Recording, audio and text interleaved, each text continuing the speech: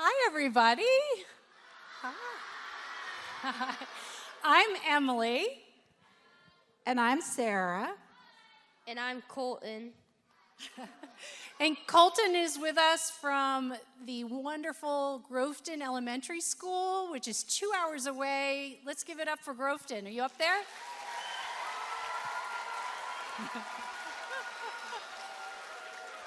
We are so glad that you're with us. It's the first time we've ever done this, and we're so thrilled. And we hope that you love Kate DiCamillo as much as we do.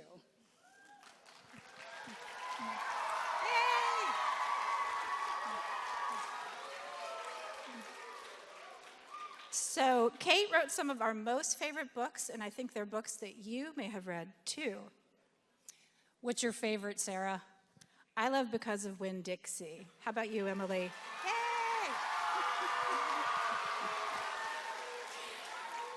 I really love The Puppets of Spellhorst.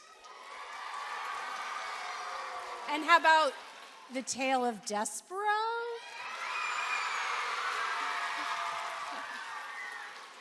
And don't forget about Mercy Watson. Yay!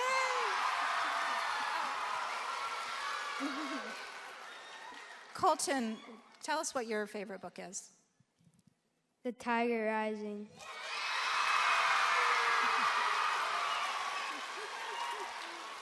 All right, so Kate's brand new book is called The Hotel Bazaar, and she's going to talk about that today and probably a lot of other things. But before we introduce Kate, we wanted to let you in on a secret. So because of a very generous grant from the Judge Family Foundation, each one of you sitting in this room is going to get your very own first edition autographed copy.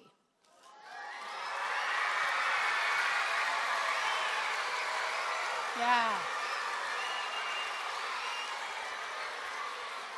So, one second. So Lita and Dave Judge from the Judge Family Foundation are here today. Let's give it up for the Judge Family Foundation and Lita and Dave.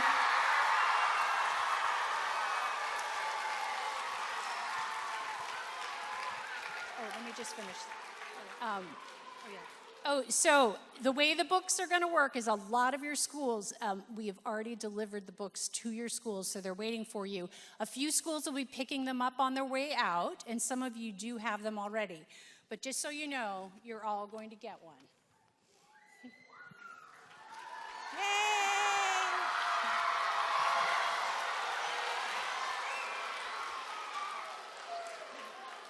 Yay! And now, our friend Colton is going to introduce Kate DiCamillo.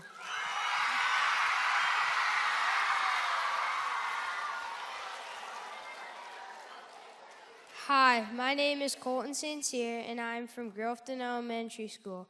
We just took a 2-hour bus ride to be here today, and now I'd like to introduce you to Kate DiCamillo. Please give her a warm welcome.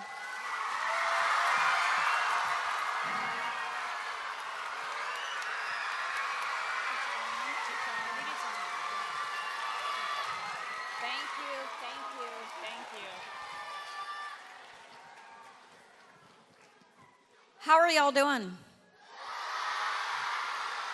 You sound like you're in a very good mood. Yes. I want to say what's going to happen, and you can register complaints about it right now, but I've got a little speech, and I thought I'd give that speech, and then I'm wondering if any of you have questions about, that's one hand right there, writing, reading. Okay, great. So let me give you the speech, which is not about you're all going to get that copy of Hotel Bazaar because of the judge, which is just spectacular. I'm not going to tell you one thing about that book because that book is going to be yours, and you're going to go back and hold it and read it, and that will be for you. I want to talk about reading and reading aloud and why that matters. So that's what the speech is going to be about. So anybody have any complaints so far? No? Okay, great. Okay. Okay, the speech. Hold on. I grew up in Florida, in a small town 30 miles west of Orlando called Claremont. We moved to Claremont from Philadelphia in 1969 when I was 5 years old. Florida in those pre-Disney World days was populated by several strange and wonderful amusement parks. There was Weeki Wachee, where you could witness live mermaids performing a choreographed and sequined underwater spectacle. There was Gatorland, which you entered in a Jonah in the belly of the whalish way by walking through the gigantic toothy jaw of an alligator. And there was Six Gun Territory, a theme park devoted to the Wild West, where every day at noon there was a showdown between the good guys and the bad guys on a dusty main street. Weeki Wachee and Gatorland and Six Gun Territory took up permanent residence in my young brain. I loved them. They provided dazzle and drama and danger. But it was Silver Springs which made the largest impact on me. Silver Springs had no mermaids with sequin tails, no gigantic alligator jaws outfitted with large cement teeth, no shootouts at high noon. What Silver Springs had was monkeys swinging through the treetops. Also, Silver Springs had glass-bottom boats. I loved the monkeys, but what I could never quite get over was the mystery and magic of the glass-bottom boats. I found it endlessly fascinating to look down at my feet and view a whole world that normally would have been hidden to me. On glass-bottom boats, you could see secrets. You were privy to a whole world hiding below the surface. Brightly colored fish, slow-moving turtles, and massive and otherworldly underwater plants. The glass-bottom boat rides at Silver Springs went a long way toward convincing me that there's another world inside of this world if you only have a way to see, a vehicle for looking. Once, when I was 8 years old, I was at Silver Springs with my aunt and my mother and my brother. We were sitting in a glass-bottom boat stuffed full of people, and I was staring down at my feet when a gigantic silver fish went flashing by. I don't know what kind of fish he was. I only know that he was huge and magical looking. The woman who was sitting next to me, a total and complete stranger, grabbed hold of my arm. "My goodness," she said, "did you see that fish? My goodness, who could imagine?" I looked up from my feet and stared at the woman's face. It was open, delighted. There was some kind of face powder clinging to her cheeks. She had on a rain bonnet, even though the sun was shining. You have to understand, I was the shyest child in the world. I was the kind of kid who wouldn't say boo to a goose. I was afraid of my own shadow. The cat perpetually had my tongue. You couldn't have paid me. Truly, there wasn't enough money in the world to make me talk to a stranger. "Oh my goodness," said the rain-bonneted woman. She pointed down at her feet. "Have you ever in your life?" She still had hold of my arm. I looked down and I saw a turtle. And then something miraculous happened. I spoke to this person I did not know. I said, "There goes a turtle." "That is exactly right," said the woman. She squeezed my arm. "That is a turtle." And then she said 4 words that I will always remember. She said, "Oh my, this world." I had this strange and dreamy moment where I saw everything, all of it, from above. This was something that happened to me quite a few times as a kid. A stuttery second where I was almost out of my body. And that day, I was suddenly looking down at myself and at the woman beside me, at the boat full of people, and at the secret world below my feet, the world of silverfish and turtles revealed to me by the glass. I felt like I was a part of everything. I felt connected to all of it, but most particularly to the stranger who still had hold of my arm. "Who was that you were talking to?" said my mother later when we were climbing out of the boat. "I don't know," I told her. "She was just someone I was looking at things with." And my mother, who talked to everyone, who was afraid of no one, and who was forever baffled and frustrated by my shyness, said, "Well, good for you." She thought that maybe I was changing, but I wasn't changing. Not then, not yet. It was only that the marvels of this world, its secrets, and the magic of looking at all of it with someone else had managed to insert a small wedge in my heart. I'd opened up a tiny bit. I was a little bit more awake. But enough about amusement parks and glass-bottom boats and strangers in rain bonnets and gigantic silver fish. I'm here to talk to you about books. In 1972, I was in second grade at Claremont Elementary. My teacher was Mrs. Boyette. Mrs. Boyette wore cat-eye glasses with glinting rhinestones. She was old and a little bit short-tempered. She had been teaching for a very long time. I loved Mrs. Boyette with the whole of myself. I loved her because every day after lunch, she read aloud. All year long, every day, chapter by chapter, book after book, Mrs. Boyette read aloud to the class. I remember this so clearly because I loved stories and I loved being read to. And I also remember it because of a boy named Tony Finchel. In my second grade classroom, Tony Finchel sat in the desk across from mine. Tony Finchel liked to trip me. I've changed his name for this speech because I'm still afraid of him. He tripped me a lot. He purposely stuck his foot out into the aisle and then laughed and pointed at me when I stumbled. Why this upset me so much, I cannot say. Why I didn't ask him to stop or why I didn't trip him or tell on him to Mrs. Boyette, I don't know. I can only say that in addition to being a preternaturally shy child, I was also a preternaturally terrified child. I was afraid of just about everything and everyone. To me, Tony Finchel was not a second grade boy. He was a 6-foot-tall monster with claws and sharp teeth. One time, with no advance warning, Tony leaned across the aisle and pinched me. Most of the time, however, he confined his malicious actions to tripping. So, one day, after lunch, Mrs. Boyette was reading aloud to us, and I was, as usual, lost in the story and the strange wonders that it held. Much like the glass-bottom boat, the book had the feeling of a world hidden inside of the world I already knew. I was captivated, enthralled. But still, while I was a dreamy, story-oriented kid, I was also very much a terrified pragmatist, and the whole time Mrs. Boyette was reading, I was keeping an eye on Tony Finchel. There came a dramatic moment in the story where I was literally on the edge of my seat. I was leaning forward, listening, and when I looked over at Tony Finchel, I saw that he was leaning forward and listening too. His mouth was open. His eyes were lit up.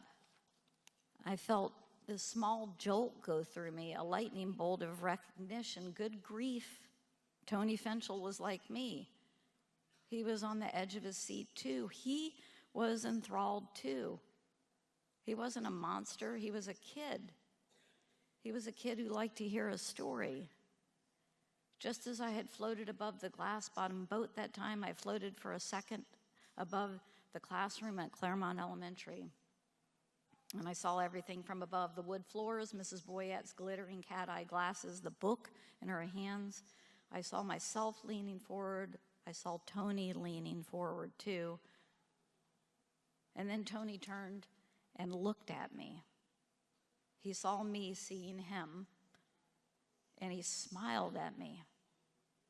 And I smiled back. Oh my, this world. Mrs. Boyette kept reading. She turned one page and then another page. The clock on the wall ticked steadily. The wood floors sighed and creaked. Life went on. But again, something miraculous had happened. I had seen Tony Finchel, and he had seen me. Did Tony trip me again after this moment? Well, yes, he did. Was I still afraid of him? I was. But the thing was, I had seen him, and I couldn't go back to unseeing him. He wasn't a monster anymore. He was a boy, and I was connected to him in a different, better way. This happened because of a story. This happened because of a story read out loud, a story read together. So what I want to say to you today is this. Stories are glass-bottom boat rides. We sit together and look together at this world and at the worlds hidden inside of this world. And looking together and listening together helps us to connect. We're able to see each other. We open up. We change. I never really know what I'm doing when I tell a story. I write, as a writing teacher once said to me, behind my own back. And so it's taken me a long time to realize that I'm working toward the same moment in every story I tell. And that moment is this one. Everyone together in a room and everyone connected. Reading stories brings me into that room. Writing stories brings me into that room. And reading and writing stories has brought me here into this room today. In an interview in the Paris Review, the writer Jeanette Winterston says that when we read a story, we think, yes, that's what's happening to me, or that's how I feel. And then immediately one is taken off that horrible little rock of chaos where one is entirely alone and brought back into the community. When we read together, when a grandfather reads to a granddaughter, when a teacher reads to a classroom, when a parent reads to a child, when a sister reads to a brother, when everyone in a town reads the same book silently together, we're taken off the horrible rock of our aloneness. We're brought back inside. And together we see the world. Together we see each other. We connect. And when we connect, we're changed. So now I'm going to have you guys ask me questions, but I want to ask you one first. How many of you have had teachers who read out loud to you in class? Can I have all of you applaud those teachers for doing that? Thank you. Thank you, thank you, thank you, thank you, thank you, teachers. Because this is the thing, you know, when I talk about Mrs. Boyette reading to that class and how much I loved it, I was in a house where my mom read to me. She took me to the library. She bought me books. But there are lots of people who are not getting those things at home. And so teachers, when you read, it not only does that thing where it helps us to see each other and it helps us to connect, but also it's the only place that some people are getting story. You're changing lives. I never thought to thank Mrs. Boyette. And I've actually gone back and looked at the class photo from my second grade class photo, and I look at Mrs. Boyette and I realized that she wasn't that old. I thought she was probably 90 or 95, but she's probably a little bit younger than I am now. And I never thought to thank her, so I'm thanking you instead. So who's going to ask questions about reading, writing, whatever you want to talk about? And up in the balcony, I will remember y'all too, and we'll have a microphone up there so we can hear you. Okay, so yes, you're going to go first. How many books have I written? You know, it is so weird that I cannot keep this number in my head. I think I'm at like 36. I know. Yeah, I know. I think it's a lot too. It's unbelievable to me. Yes. My favorite book that I've read in my life, in the 60 years that I've been on this planet, one book. I can't do it, but I can tell you one of my favorites. Anybody read Charlotte's Web? You know, the strange thing about Charlotte's Web is I didn't read it when I was your age because I read a book called Black Beauty. Anybody read that book? And I was so horrified by how that horse suffered that I could not read the book about Charlotte and Wilbur because I would look at the pig on the cover of that book and think that something terrible was going to happen to him. So I didn't read Charlotte's Web until I was a grown-up. Yes. How long does it take, basically, to make a book? It takes a long time.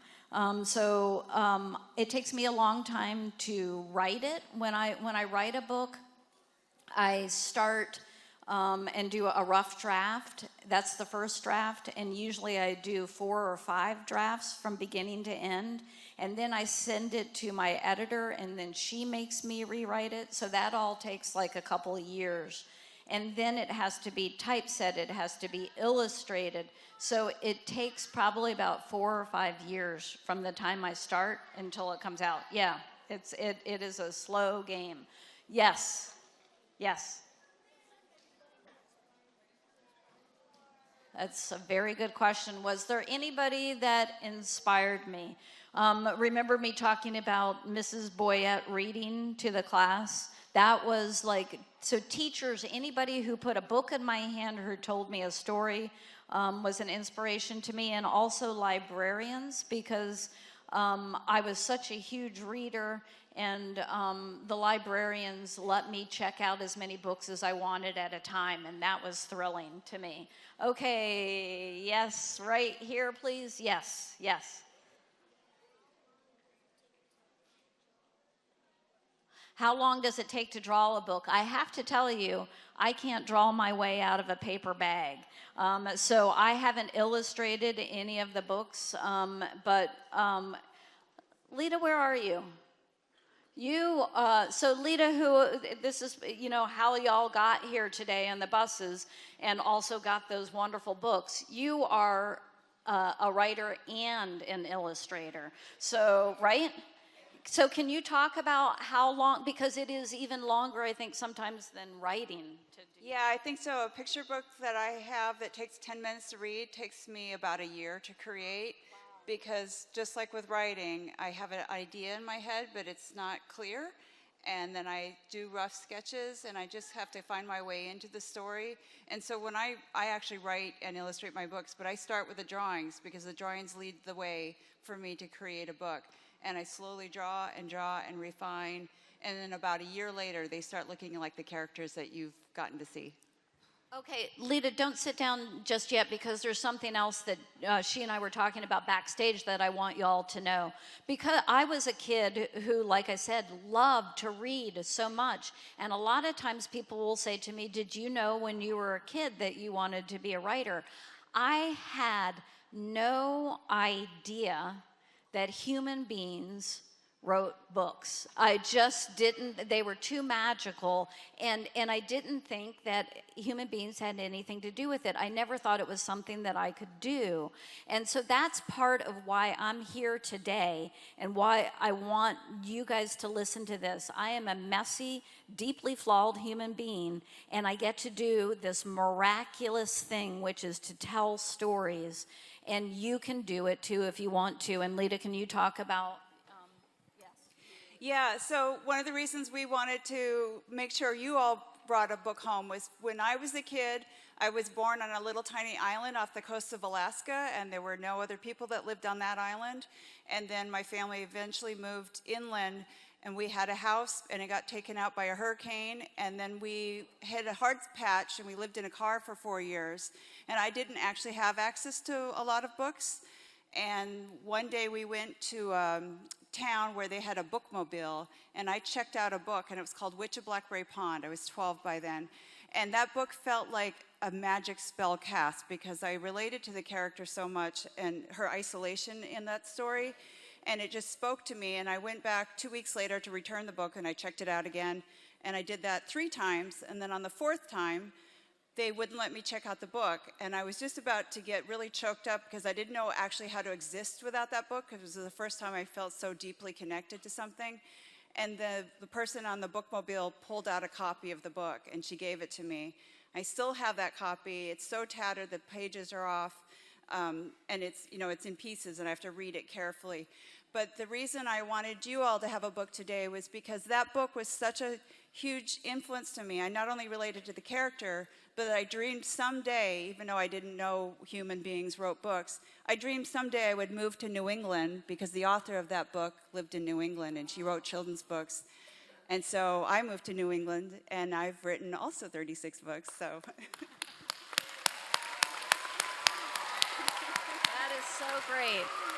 That is just, and that goes to that thing about connection and knowing who you can be in the world, and that can happen because of a book, and that goes all the way back to the who inspired you. Anybody who puts a book in my hand, because a book can tell me how I can be in the world and show me who I can become.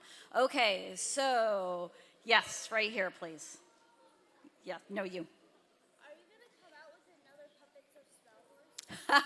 Am I going to come out with another Puppets of Spellhorse? No, the Puppets of Spellhorse, for those of you who haven't read it, is about 5 puppets who are kind of in a trunk together in the story of what happens to them. And there are stories after stories. So the question was, am I going to write another one? I don't think so, but I did love those characters. I loved those puppets, and I could see them being in another story. So there's a part of my brain that kind of keeps the door to that possibility open, that it could happen. Yes, right here, please. Yes.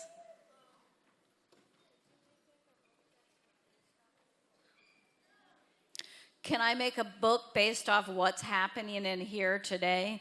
No, that's your job, because you're going to go and write that story about being in here today and figuring out that, yeah, you could be somebody who tells stories too. Let me not forget about the balcony. Is the microphone up there, and can we have, because I can't see y'all all the way up there. So is there somebody in the balcony that can ask a question, and we'll listen down here? I wish I could see your face, but I can't. Okay.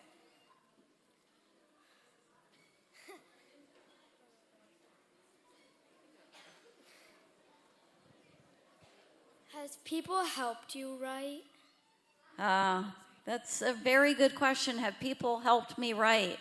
Yes, in this way, by getting me books, and also it's like by having friends who listen to my stories when they're, how I said I do a first draft, I do a second draft, I do a third draft, I do a fourth draft. Around the 5th draft, I will have my friends read the stories, and they help by giving me feedback, and they help by telling me the truth, but also by being kind and telling me the truth about what's working and what's not. So yeah, you never do it alone. And even if you're not talking to anybody, you're not doing it alone, because you're doing it in conversation with all the people who have written books before you and all the books that moved you, So it's just, you never do it alone.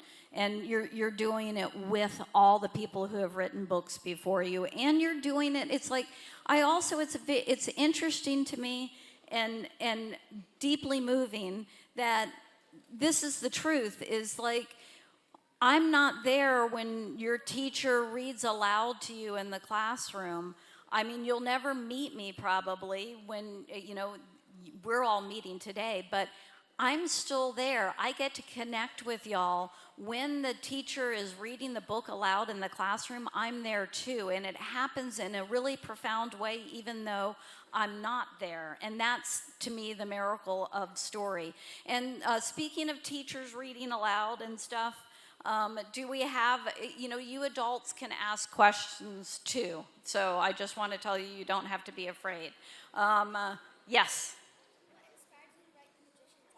What inspired me to write The Magician's Elephant? So for me, a story usually starts with just a single image.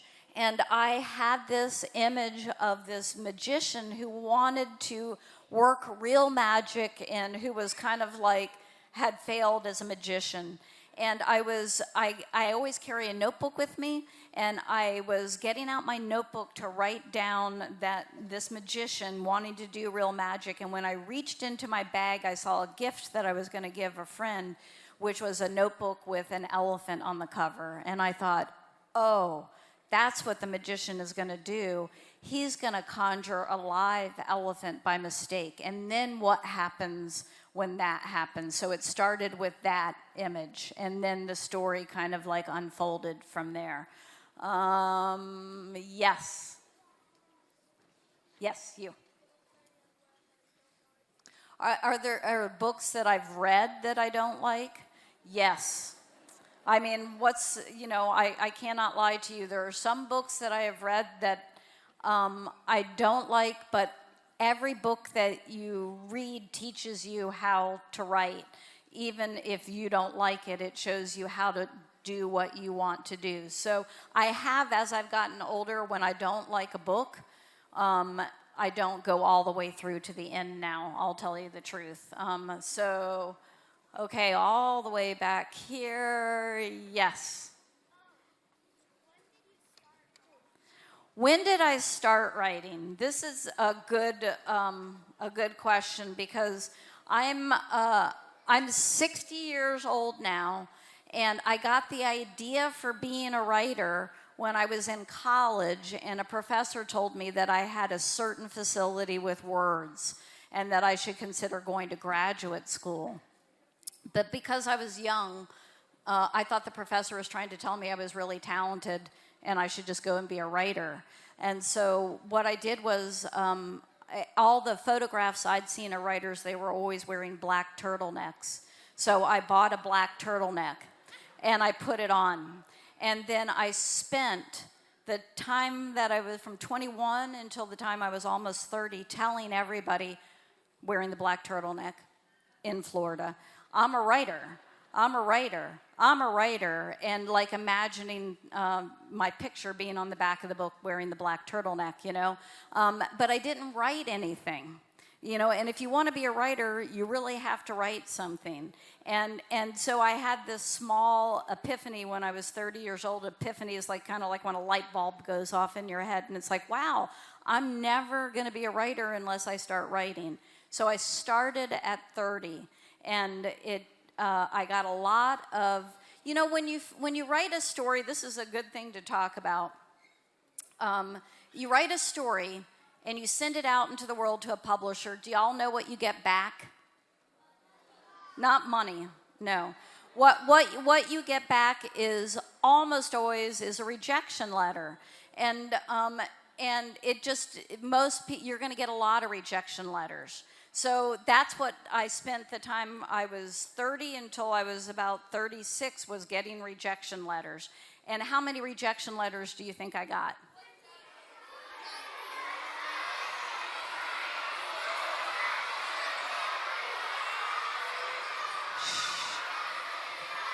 Nope, okay, all right, shh. I listened to a lot of numbers, and I did not hear any that were close to the 473 rejection letters I got. Yeah. Hold on. I want to talk about that because I always think the same thing when I say that number, which is, what if I had given up at 472?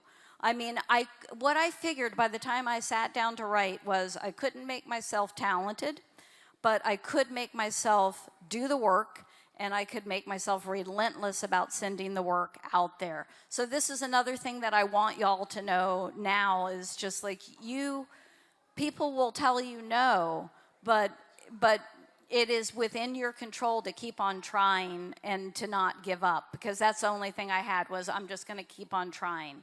And I'm glad that I did, because I have found what I'm supposed to do with my life, and I get to do it. Let's go back up to the balcony one more time as I'm trying to be. Okay. Balcony people. Thank you. Okay. Sounds super weird. Sorry. Do you love all your books? I just want to know. Do I love all my books?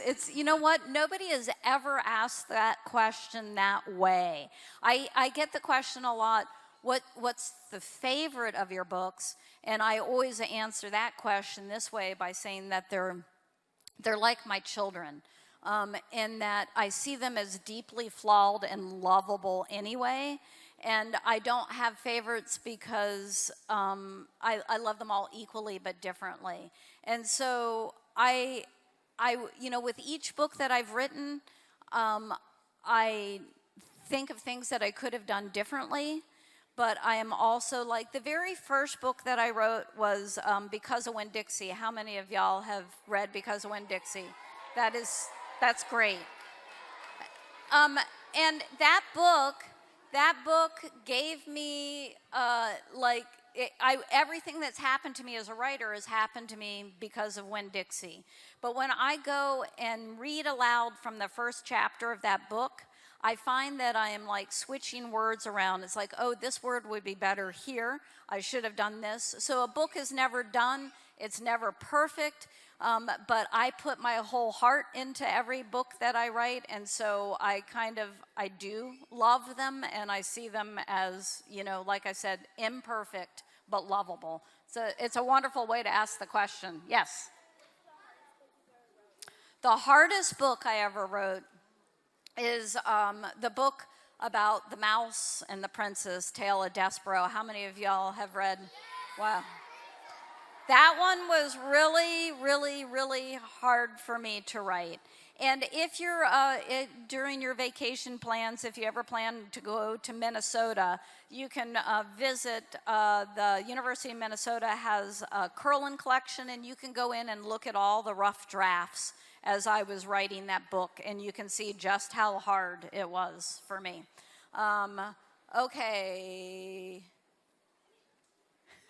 Yes, right there.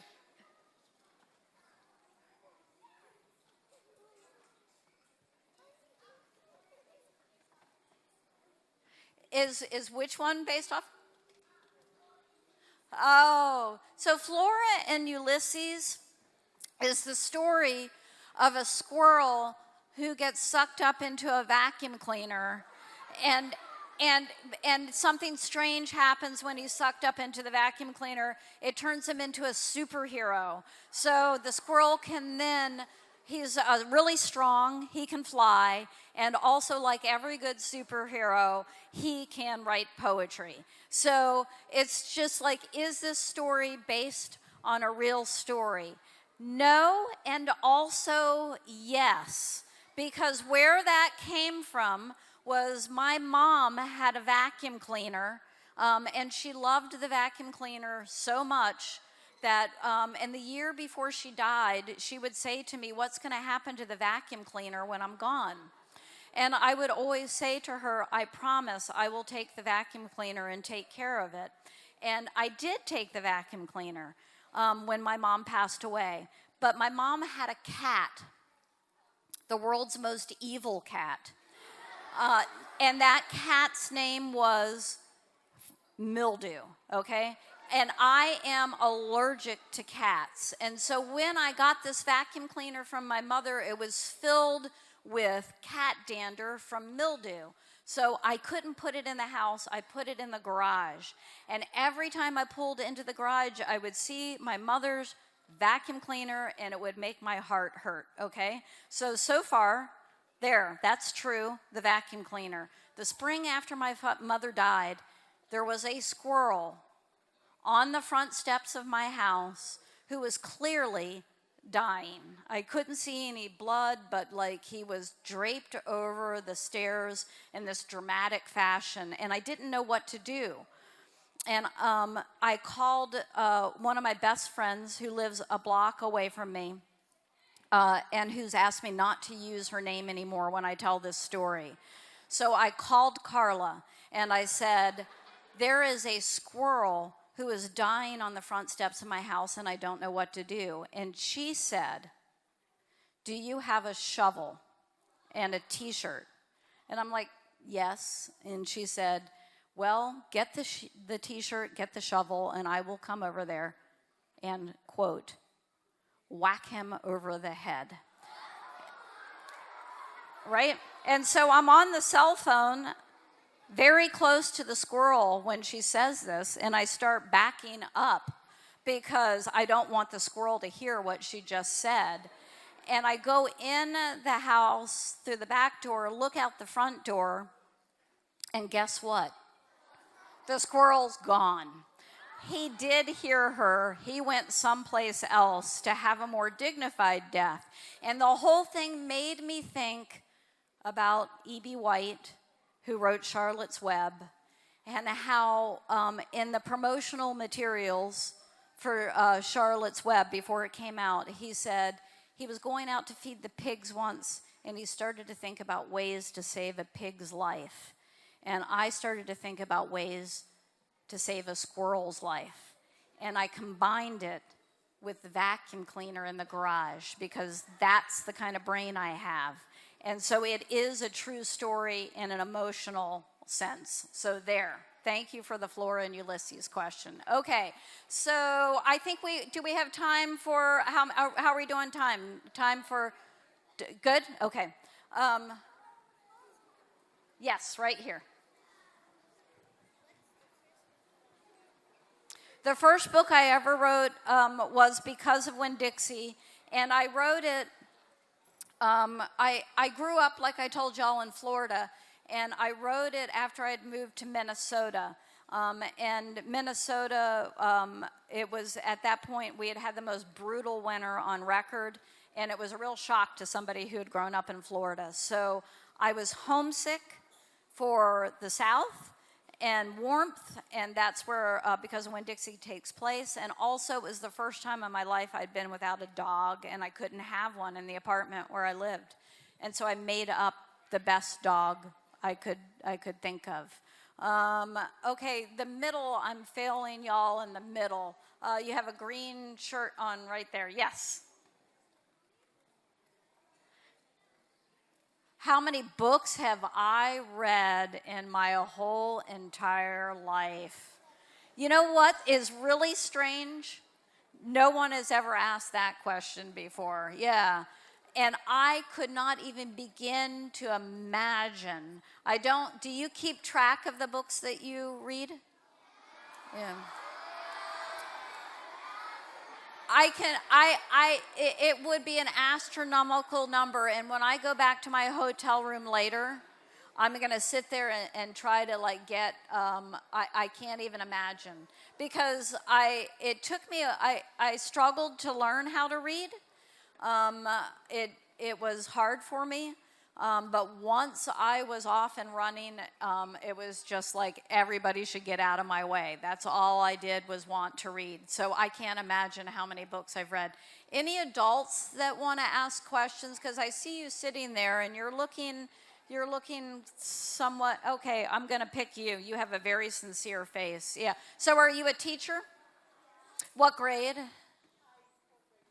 Is a fourth grade teacher who I know because I saw every hand go up in here that you read to your fourth graders. Oh, so this teacher reads The Miraculous Journey out loud to her class. Okay, Miraculous Journey of Edward Tulane. Okay, so now, okay, I'm ready for your question.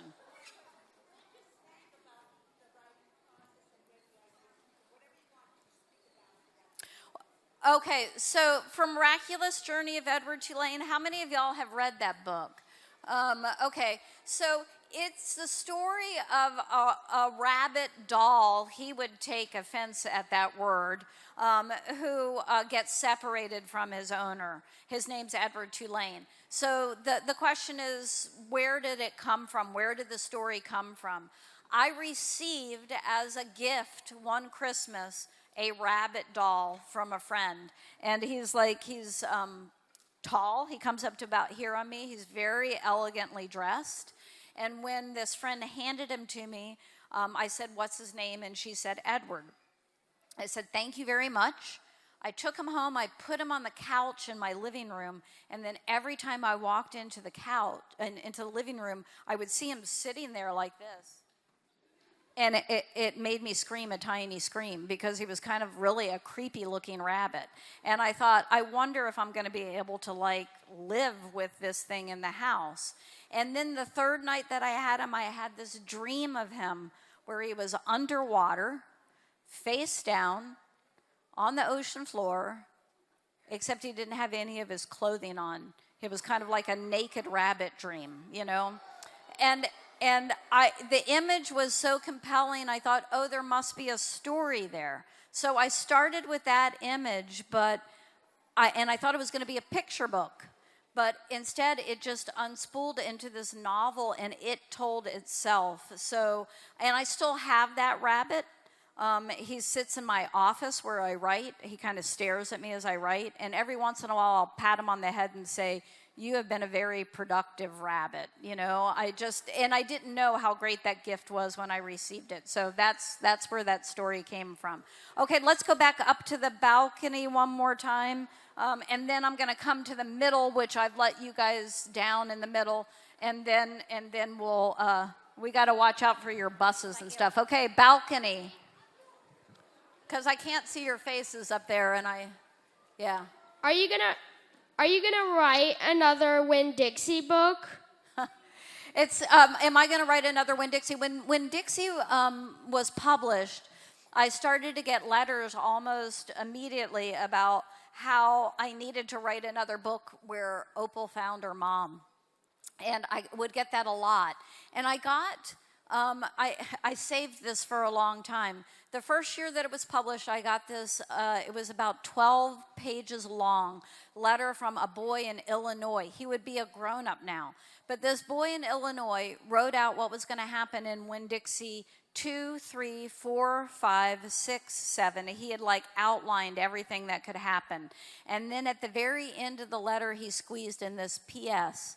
I have done all the hard work. Get busy. And I loved that letter, and I carried it around. But I feel like, for me, that those characters, I left them in a safe and happy place. And that to go back and go in there and open it up again wouldn't be right to the characters. It ended in the right place. So I do not think that I will ever write a sequel to Because of Winn-Dixie, but I've also learned that anything is possible. So I would not say absolutely not, but I do not think it's going to happen. So you're a teacher too. Yes, thank you. You. Ingrid, hey Ingrid, could I tell you something? When I worked at Walt Disney World, and I would have, you had to have your name tag on at Walt Disney World, and if you forgot it, then you had to get one. And I got one that didn't have my name; it was rather Ingrid. And so for a long time, I would answer to the word Ingrid because I had been called that all the time. So anyway, yeah. How many books do I think I'm going to write in my whole life? Well, I figure at 60, I've got like maybe 10 more years to do this. So I'm hoping I can keep on doing it for the rest of my life. But maybe I've got 10 more books in me. Yeah, maybe. I hope. We'll see. Okay, middle aisle, right here, please. Yes.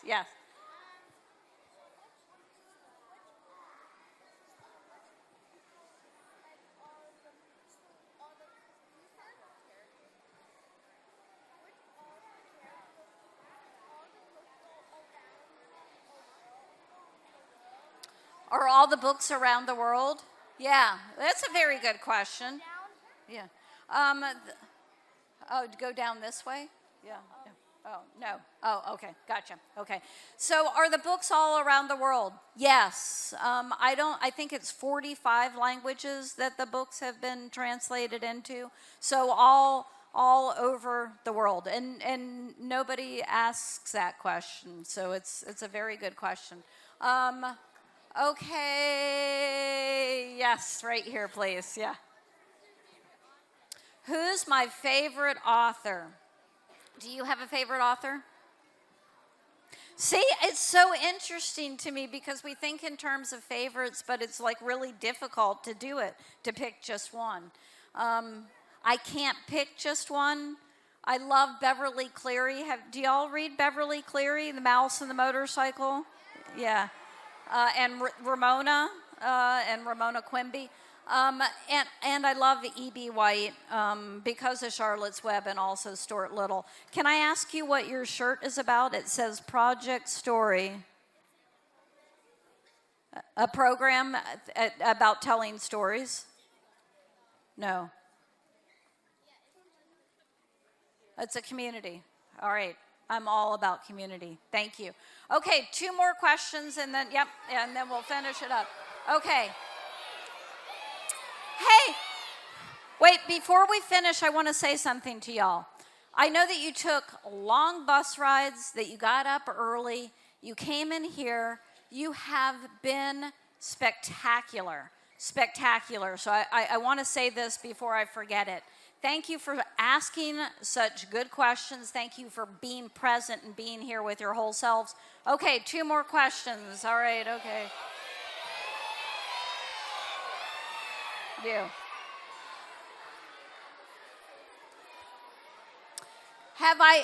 This is another really good question. Have I ever made a mistake and had to redo the whole book? That is a wonderful, wonderful question. And it goes to the thing about how the books are not perfect. No matter how hard I work on them, there are still mistakes. But the way things are set up now because of computers, when I make a big mistake like that, I don't have to redo the whole thing. So it's like in the old days, before you were born, when I was born, you were doing it on a typewriter. You might have to go back and redo the whole thing. But now on a computer, when I make a big mistake, and I've made lots of big mistakes, it's easier to fix them. That's a great question. Okay. Last question. Okay, wait. Let me tell you what your responsibility is with the last question. You have to talk about everything that we have talked about, sum it up, and move the conversation forward with you. Yeah, okay, right. Okay, I'm kidding you. Go ahead. What's your question?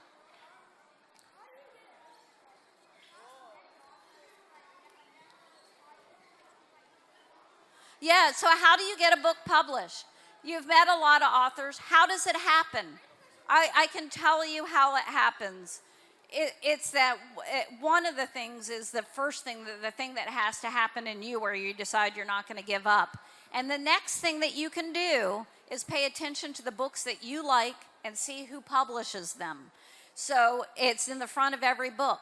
So then if you want to go to your public library, there is a book called The Writer's Market, and it lists every publisher in the country, every agent in the country, and tells you how to contact them. It doesn't matter how old you are, you can do this as a 10-year-old, you can do it as a 90-year-old. You can email them and say, will you read my story? And that's how it happens. So, and if it happened for me, it can happen for you.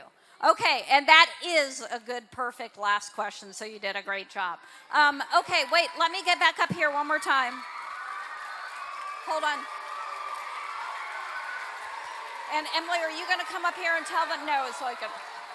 Katie Duncan is going to come out to dismiss everybody. Okay, let me just talk to them. Yeah. Okay, y'all, you were spectacular. So, yay for you. And again, thank your teachers as you're leaving for reading to you.